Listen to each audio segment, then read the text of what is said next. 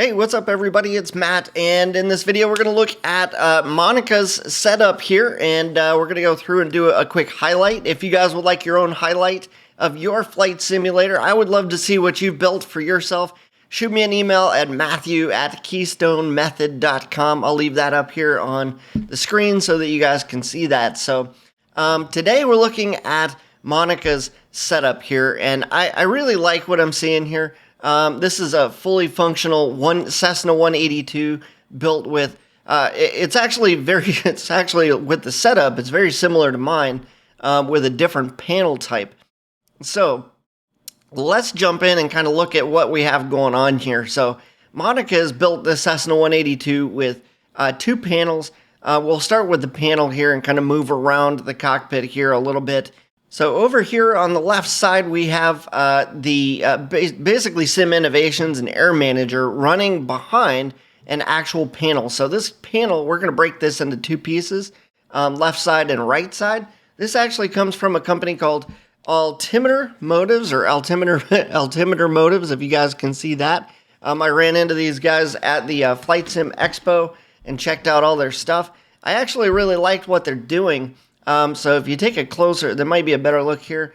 There's actually a 23-inch ASUS monitor behind here, and then they attach a like a panel covering. It's probably like a hard plastic there to the monitor, which is covering it up in the exact same spots that you would have a Cessna 172. All your steam gauges set up, right?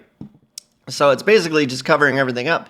But what's cool is that they have all of the knobs in here hooked up to an Arduino. If you tried to figure this out yourself, unless you're like an electrical engineer, you're probably going to have some work to do in trying to figure that out. If you want to, that's fine. You could actually totally build this. But for the price, I think you're best off just grabbing one of these. This will go quick. They've already programmed everything. All the knobs are pre-programmed and set into the Arduino. So all you have to do is plug the USB into your computer. Bam, this whole left side of this thing already works for you now.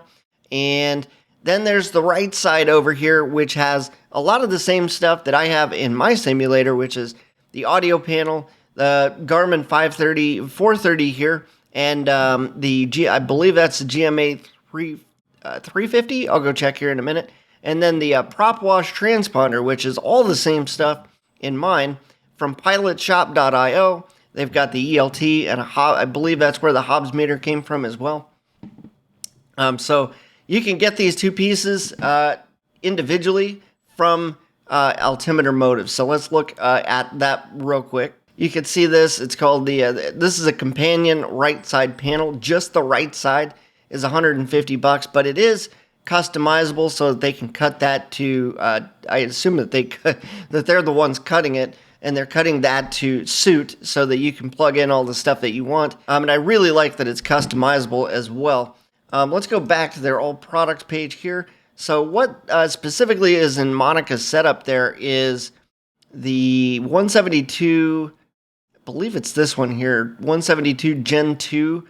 And I think it comes with a monitor. Monica, feel free to chime in if you're around in the comments. Let us know if that's not the case. I do believe that this is local as well. According to the pamphlet that I have here, it looks like they're in St. George, Utah. So if you're U.S. stateside, you can probably have one of these shipped out here pretty quick.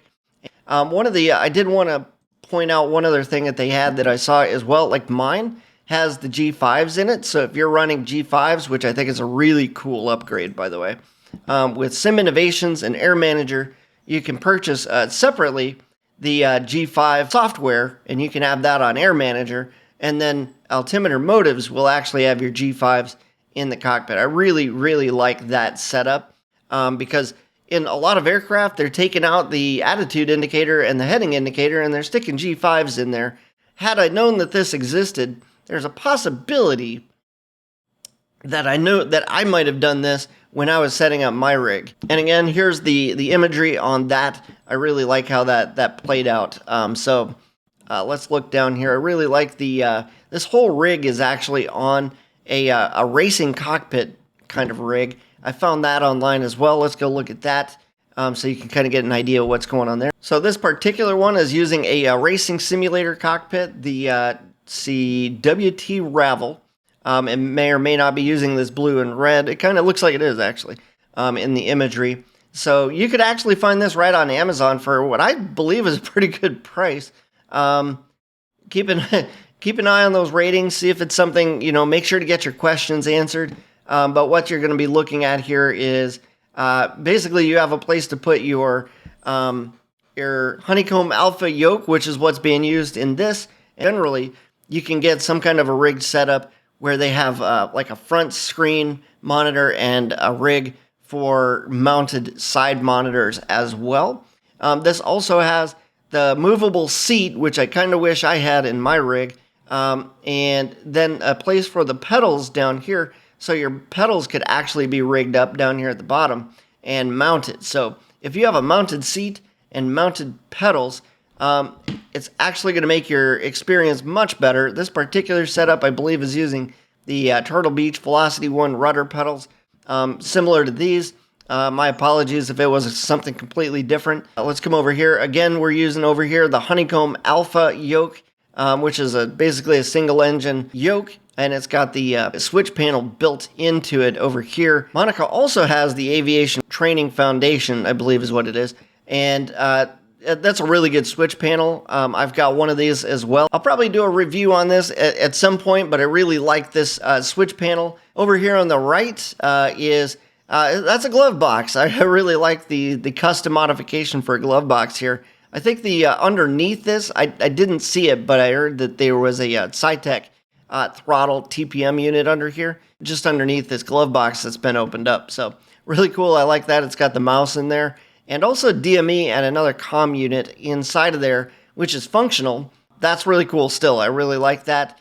And that's pretty much the setup. I don't know the computer. I didn't hit the computer. That was running an an i7, which means it's probably we're running Intel on this i7 processor and a 3060 for the GPU or the graphics card, which is powerful. That's going to run any flight sim that you want.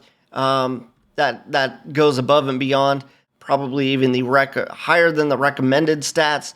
Probably more in the ideal stats as far as what you need for minimum requirements. Computer rig could be anywhere between 2,500 and 3,000 with that, and then with everything else, minus the computer, this whole rig could probably be done for less than a few grand if you're looking for price points.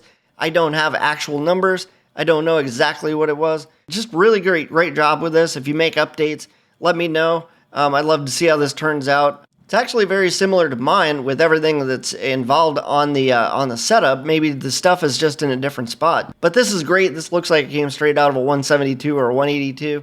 Great job on this. And I'd love to see more from everybody else. Let me know what you guys are interested in seeing next. Hit that like and subscribe button. If you guys want to see your flight sim on our channel, shoot me an email again at matthew@keystonemethod.com. And I'll keep an eye on that, and we'll see see. Maybe you're going to be the next person to be on the Flight Sim Guides YouTube channel, okay? I'll talk to you guys soon. Take care.